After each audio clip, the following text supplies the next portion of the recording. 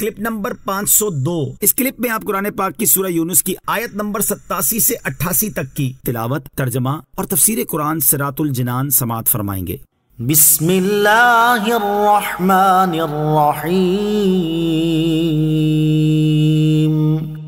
ترجمہ، اللہ کے نام سے شروع جو نہایت مہربان رحمت والا ہے۔ وَأَوْحَيْنَا إِلَى مُوسَى وَأَخِيهِ أَن تَبَوَّآ لِقَوْمِكُمَا بِمِصْرَ بُيُوتًا وَاجْعَلُوا بُيُوتَكُمْ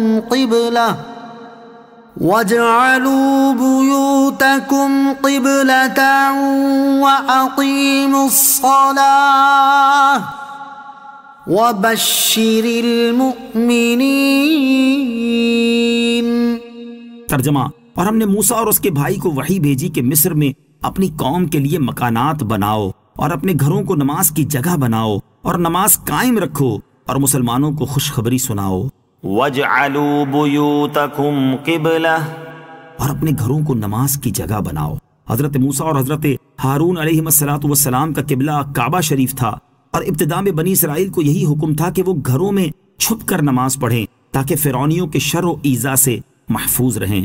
آیت وَأَوْحَيْنَا إِلَى مُوسَى وَأَخِيهِ أَن تَبَوَّآ سے حاصل ہونے والی معلومات۔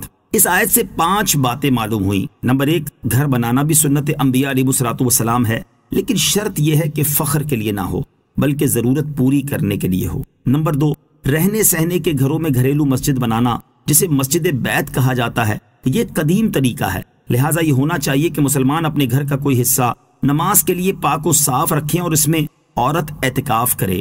نمبر 3، خوف کے وقت چھپ کر گھروں میں نماز پڑھنا جائز ہے کیونکہ بنی اسرائیل اس زمانے میں ایسے ہی نماز پڑھتے تھے۔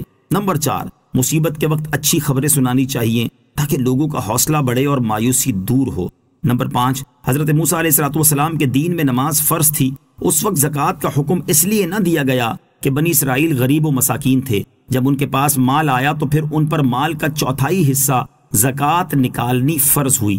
وَقَالَ مُوسَى رَبَّنَا إِنَّكَ آتَيْتَ فِرْعَوْنَ وَمَلَأَهُ زِينَةً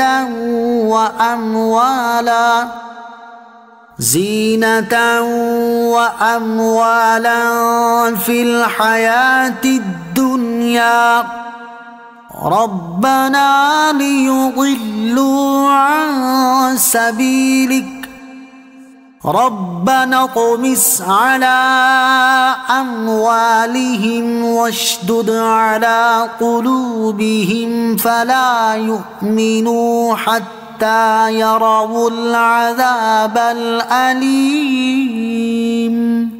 ترجمہ، اور موسیٰ نے عرض کی، اے ہمارے رب، تو نے فرعون اور اس کے سرداروں کو دنیا کی زندگی میں آرائش اور مال دے دیا، اے ہمارے رب تاکہ وہ تیرے راستے سے بھٹکا دیں، اے ہمارے رب ان کے مال برباد کر دے اور ان کے دلوں کو سخت کر دے تاکہ وہ ایمان نہ لائیں جب تک دردناک عذاب نہ دیکھ لیں۔